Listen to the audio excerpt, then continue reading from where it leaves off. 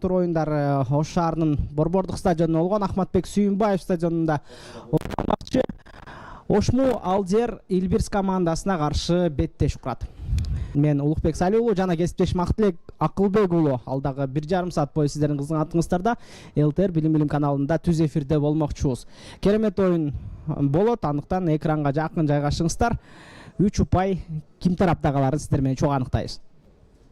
Ооба, дагы бир жолу эки командага ийгилик каалайбыз. Өзүңүздөр көрүп тургандай, бүгүн Варс төлөгөн клуб. Андыктан бүгүн бул жылкы сезондо дагы бир жакшы футболчуларды Илбирс командасы акырындап даярдап жатат. Михаил Готра менен катачылык Седаров топту алды. Ричард Ромарио калтырылган пас. Ромарио атандашты калтырды жана өзү сокку жолдоду. Гол! Ричард Ромарио жатканыбыз ушул. Тажрыйба бар, караңыздар. Жазгырып алды жана сол бутка акырындап алып эле дарбаза. Офсайд?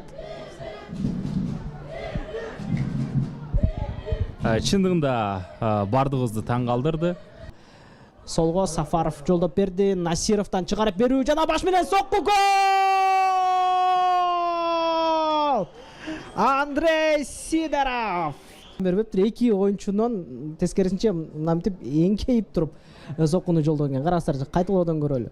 Ооба, баш менен экинчи кабаттан анда жогорудагы кооптуу бир чабуулдардын бири тилекке каршы офсайд менен жыйынтыкталып калган. Алыстан сокку бар жана мыкты гол! Михаил Губанов! Көрөйлү. Демек айпанчага чыгарылган топ, андан чыккан топту Михаил Губанов кабыл алган жана оң буту менен түз эле 9-дукка караңыздарчы. Өтө керемет гол.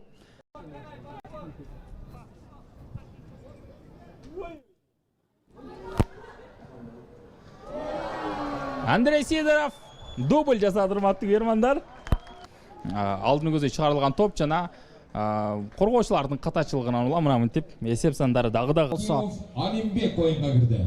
Дагы бир чыгарып берүү. Ричард Ромарио топту алды, соккуну жолдоду жана гол! 4 жалпы 4-чү голун киргизди.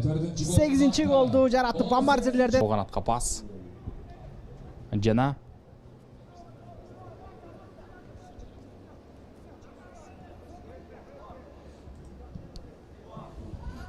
мыкты. Алыстан сокку көрөбү? Жок. Айпанча чыгарып берүү, ортоңку бөлкө, эми сокку жолдош керек. Топту кабыл алды, оң бутуна лакташтырды жана сокку бар. Гол! Мыкты чыгарып берүү, топту кабыл алды жана оң бутуна алып туруп сокку жолдогон. Бул болсо Данила Сакриченконун бутуна тийген. Андан кийин гана топ багытын өзгөрткөн. Ошол себептен Жасур Мурзаков бул топ акыркы мүмкүнчүлүктөрдү колдонуш керек. Жана Бекболот Амировдун акыркы ышкырыгы жаңырда ардактуу көрүүчүлөр, жалпы 4-1 эсебинде Илбирс менен Ошмунун беттеши 4-1 эсебинде Ошмунун пайдасына чечилди.